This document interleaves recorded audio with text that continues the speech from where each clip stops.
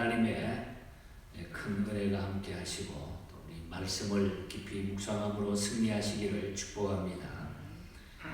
오늘 이 9장은 끝내 타락한 그 아합 가문에 대한 본격적 진행 과정의 묘사입니다. 그 아합 가정이 어떻게 마지막에 타락해서 멸망받게 되는가, 거기에 대한 이야기를 쭉 소개하고 그 말씀대로 그대로 아합 가문이 허물어지는 이런 모습을 보게 됩니다. 우리 어제 아침에 8장에서는 아람 왕 하사엘을 통해서 아합의 아들 요람에게 1차 징계가 있었고, 이어서 본장에서는 아사헬의 칼을 피하는 자는 예후가 죽일 것이요 라고 하는 열왕기상 19장 17절에 엘리야 선지자의 예언대로 그대로 요람의 군대 장관 예후가 반란을 일으켜가지고 이세벨을 비롯해서 아합의 아들 요람과 아합의 외손자인 남왕국 제6대 왕인 아하시아를 살해하는 장면이 그대로 나타납니다. 그러니까 열왕기상 19장 17절에서 엘리야 선지자가 아사헬의 칼을 피하는 자는, 아사헬을 통해 가지고 피해서 다 도망가는 자는 예후가 다 죽일 것이다. 그렇게 다 피해서 잠깐 동안은 머물러 있을지 모르지만 그러나 예후를 세워가지고 예후를 통해서 그 사람들을 다 죽이겠다. 이것이 하나님이 엘리야 선지자를 통해서 주신 예언의 메시지입니다. 근데 그 말씀 그대로 오늘 본장에 그 말씀이 예언의 성취가 나타나는 것을 보게 됩니다. 먼저 오늘 아침에 우리가 예후에 대한, 왜 하나님은 예후가 별로 좋은 사람이 아닌데 예후를 세우셔가지고 이런 일을 진행하셨는가. 그러니까 하나님의 역사를 보면은 하나님은 하나님을 뜻을 이룰 때 어떤 사람은 하나님의 백성과 그냥 반대되는 원수된 나라를 세워가지고 하나님의 백성을 치기도 하고, 또 아주 못된 사람을 세워가지고 또 하나님의 백성을 징계하기도 하는 이런 모습들이 많이 나타나는데, 오늘도 예후를 통해서 하나님 예후를 그 도구로 썼다는 것이죠. 심판에 대한 예언을 엘리사 선지자 생도 중에 한 사람에게 전하도록 1절에 보면은 기록하고 있는 것을 보게 되죠. 예후에게 기름을 부어서 왕이 되도록 하라는 이 명령은 엘리야에게 주어진 명령이었다는 겁니다. 아까도 말씀드렸습니다만 열왕기상 19장 16절에 그것이 엘리야 때에 이미 그렇게 하라 예언이 되었던 말씀이에요. 그런데 이 임무는 그의 계승자인 엘리사에게로 나중에 이제 돌아왔고, 엘리사는 그의 지도하에 있는 젊은 예언자 중 하나를 대리로 세워가지고 이야기를 하고 있는 것을 보게 됩니다. 이 심판은 엘리야를 통해서 아합 가문에 선포된 이후에 적어도 세월이 어느 정도 흘렸느냐, 14년 이상 지난 후에 이것이 선포됐다고 하는 것입니다. 그러니까 14년이면 많은 세월이 지난 거죠. 이것은 하나님의 심판의 율례에서 비롯된 사건인 것입니다. 하나님은 그만큼 죄인이 회개하고 돌아오기를 원한다고 하는 말씀인 것입니다. 그럼에도 불구하고 요람은 그 아비 아합만큼은 아니더라도 여전히 하나님께 우상 숭배의 죄를 범하고 못된 짓을 계속하고 하나님의 종들을 핍박하는 이런 일들을 했다는 거죠. 그러므로 하나님은 아합 가문을 멸하시기로 하고 예후에게 기름을 부어서 왕이 되게 해가지고 아합 왕가를 멸하도록 했다는 것입니다. 여기서 우리는 하나님은 사랑으로 자기 백성들에게 범죄에 대한 징계를 유보하시고 회개하기를 인내하심으로 기다리시지만 끝내는 완악한 그 죄에서 떠나지 않는 인간은 급기야 하나님은 심판하신다 하는 것입니다. 그러므로 우리 성도는 하나님의 유예 기간을, 하나님이 주신 그 유예 기간을 악용하지 말고 잘못된 것이 있으면 죄에서 빨리 돌이킬 줄 알아야 된다는 겁니다. 그래서 10장에 가면은 모두 다 싸그리 다 죽어나가는 거예요. 참 비참한 막 피바다가 되는 것, 이런 모습들이 그대로 말했던 그대로 자기가 행했던 그대로 이렇게 안갚음을 받는 무서운 심판의 모습을 우리는 보게 됩니다. 그래서 선지자 성도는 예후에게 왜 아합 왕가를 멸해야 하는지, 왜 아합 왕가를 이렇게 멸해야 되는지 이유를 분명히 말해주게 됩니다. 예후에게 7절에서 11절 사이에 그런 말씀이 나타나는데, 선지자는 예후에게 아합 왕가의 죄가 무엇이며 하나님이 다루시는 논쟁의 근거가 무엇이고 또 무엇 때문에 그들과 싸우시는가를 말해주고 있는 겁니다. 그것은 하나님께서 유의하시는 것을 예후도 알게 하기 위해서 그렇게 이야기를 다 해주고 있는 겁니다. 즉 하나님이 유의하시는 것은 하나님의 종들이, 자, 그 이유가 왜 그러면 아합 왕가가 이렇게 멸했는가? 그것은 바로 하나님의 종들인 예언자들 그리고 다른 신실한 예배자들의 피 때문에 그랬다는 거예요. 다시 말하면은 하나님이 그들과 다투시는 이유는 그들이 하나님의 제단을 다 해파해버리고 하나님의 제단을 막 파괴해버리고 칼로서 그의 예언자들을 살해했다는 사실이에요. 하나님의 종들의 피를 흘리게 했다는 거예요.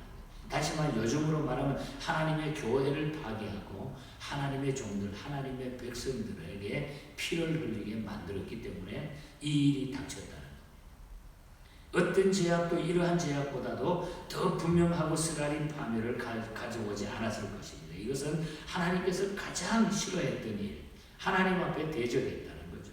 하나님을 대적했다는 거예요. 이 제약이 바로 예루살렘의 최초의 파멸과 최후의 파멸을 가져왔던 죄라고 하는 것입니다. 바로 우리 예수님 시대에도 이 말씀이 연결이 된다는 거죠. 그러므로 성도들은 삶 속에서 절대로 하나님의 종들을, 하나님의 교회를 하나님 앞에 도전하는, 박해하는 이런 일을 벌여서는 안 된다는 사실을 우리가 알아야 되는 겁니다. 하나님은 하나님의 종들이 박해받는 것을 꼭 기억하시는 분이라고 말씀하고 있습니다. 그래서 예후를 세웠던 것입니다. 그래서 길르앗 라못에서 예후에게 왕의 기름 부음 받은 역사적 사건이 6절에 보면은 진행이 되죠. 기름 부음은 곧 왕이 되었다는 거잖아요. 그러므로 예후와 함께 하던 군대 장관들이 젊은 예언자를 경멸을 하면서 아니 이런 일이 어떻게 있을 수 있느냐. 11절에 보면은 그 미친 자가 무슨 까닭으로 그대에게 왔느냐 하다가 예후가 기름을 부음 받았다고 하니까 자기들의 옷을 벗어 깔고 예후는 왕이라 인정을 했다는 거죠. 예후는 왕이다. 막 그렇게 떠들다가도 기름 부어가지고 이건 하나님의 뜻이다. 하나님께서 하시는 일이다. 그러니까 인정을 했다는 거예요. 그러므로 길르앗 이 라못은 예후에게 있어서와 이스라엘에게 있어서 역사의 판도가 달라진 것이 바로 길르앗 라못이라는 것입니다. 여기서 기름은 오늘 성령을 의미합니다. 초대교회에 성령이 임하니 복음의 판도가 달라졌듯이 성령의 기름으로 충만해지면 우리의 인생의 판도가 완전히 바뀌게 된다는 거죠. 그래서 예수 믿으면 우리 인생이 완전히 달라지는 거예요. 예수 안 믿으면 지옥으로 살지만은 예수 믿으면 완전히 판도가 달라진다는 겁니다. 물론 이 예후는 마지막에 이 일이 다 정리되고 난 다음에 10장 마지막 부분에 가면은 여호와의 율법을 지켜 행하지 아니했기 때문에 예후가 좋지 않는 끝을 맺는 사실을 우리는 알 수 있는 것입니다. 이제 본장을 정리해 보겠습니다. 열왕기상 19장 16절에 보면 이렇게 나옵니다. 너는 또 립시의 아들 예후에게 기름을 부어 이스라엘의 왕이 되게 하고 또 아벨 무홀라 사밧의 아들 엘리사에게 기름을 부어 너를 대신하여 선지자가 되게 하라.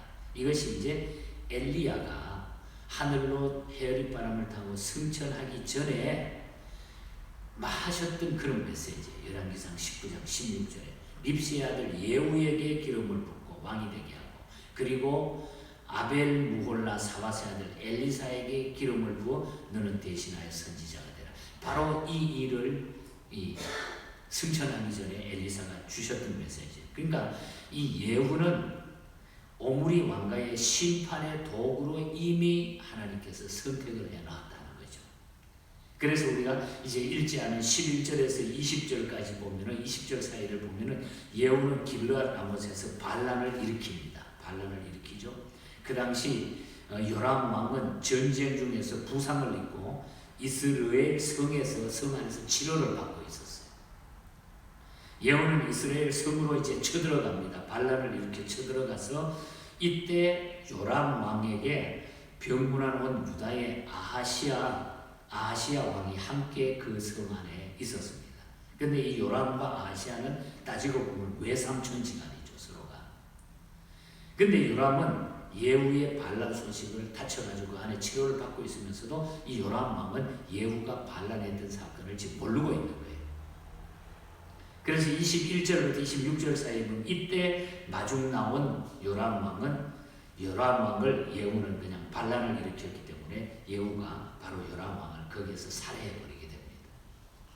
요람이 죽음으로 오므리 왕가는 4대가 끝나죠. 4대 만에 막을 내려요.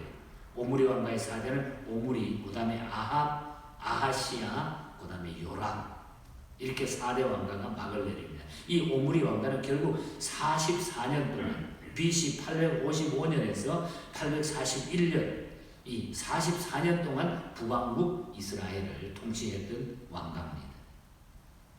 그래서 이 요람의 시체는 25절에 보면은 요람의 시체는 엘리야의 예언대로 이 요람의 시체를 어디에다 던집니까? 나봇의 포도원으로 만든 왕의 정원에다가 그 시체를 버렸다 그랬어요. 이 나봇의 포도원이 어디입니까? 이스라엘, 여기 이스라엘이라고 하는 지명으로 이야기하는데 나봇이 이스라엘은 나봇이 아합에게 포도원을 빼앗기면서 거기 억울하게 처형된 곳이에요. 나봇이 죽은 곳이에요. 그리고 엘리야의 예언대로 아합의 아들 요람도 이 땅에서 죽임을 당합니다.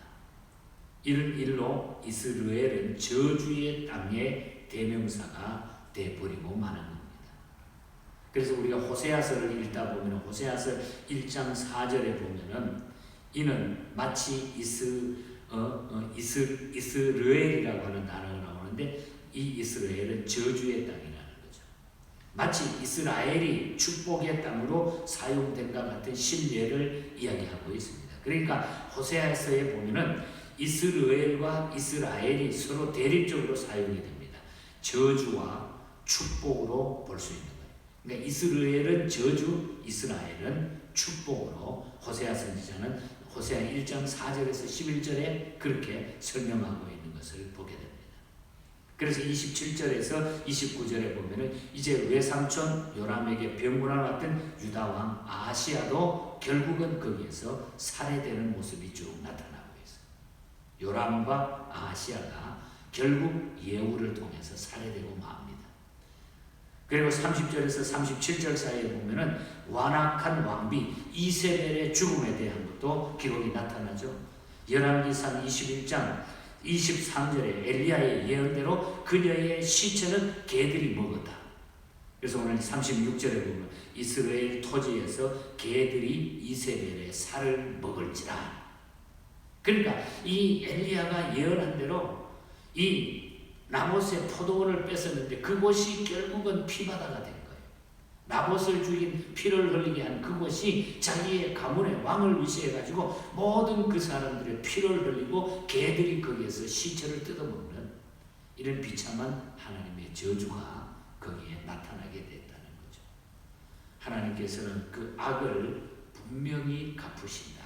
그래서 10장에 가면은 끔찍한 이런 일들이 다시 재현되는 모습을 우리는 보게 됩니다. 그래서 우리는 하나님 앞에 살아가면서 하나님께 도전하거나 하나님의 뜻을 어기고 그렇게 하나님의 마음을 아프게 해서는 안 된다. 하나님께 도전하는 일은 안 된다.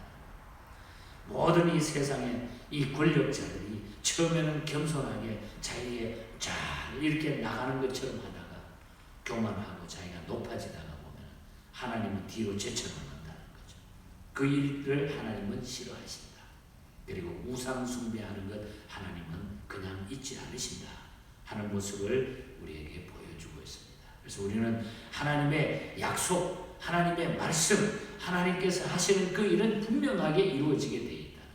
그래서 우리가 성경을 읽으면서 들으면서 묵상하면서 이 말씀대로 내가 순종하기를 늘 겸손한 마음으로 따라가기 힘들어도 내가 늘 이 말씀을 지키기 위해서 몸부림칠 때 하나님은 우리를 붙잡아 주시는 겁니다. 그리고 그 사람을 하나님은 힘있게 능력있게 그 시대를 이기게 반드시 하나님은 붙잡아 주신다. 이런 믿음으로 이 어려울 때 끝까지 승리할 수 있기를 주님 이름으로 간절히 축복합니다. 하나님 아버지 감사합니다. 저희들에게 이미 말씀을 주셨고 또 하나님의 약속을 우리에게 주신 것 감사합니다. 하나님의 구원의 백성으로 끝까지 말씀 안에 승리케 해주시고 어떤 환경 가운데서도 하나님의 말씀의 약속은 그대로 이루어진다고 하는 이 믿음으로 이기게 하여 주시옵소서. 오늘부터 저희는 우리 예언의 모든 가족들 어디에 있든지 일일이 간섭하시고 하나님 함께하여 주시옵소서. 또한 육신의 약함 때문에 고민하며 어려워서 하나님 앞에 기도하고 몸부림치는 사랑하는 우리 교우들 몇 가정 하나님 기억하여 주시고 이들에게 소망을 주시고 주님을 의지하는 마음을 주시고 모든 일이 주의 손에 있음을 기억하고 하나님을 바라볼 수 있는 귀한 믿음으로 승리케 하여 주시옵소서. 거룩하신 예수님 이름으로 기도하옵나이다. 아멘. 하늘에 계신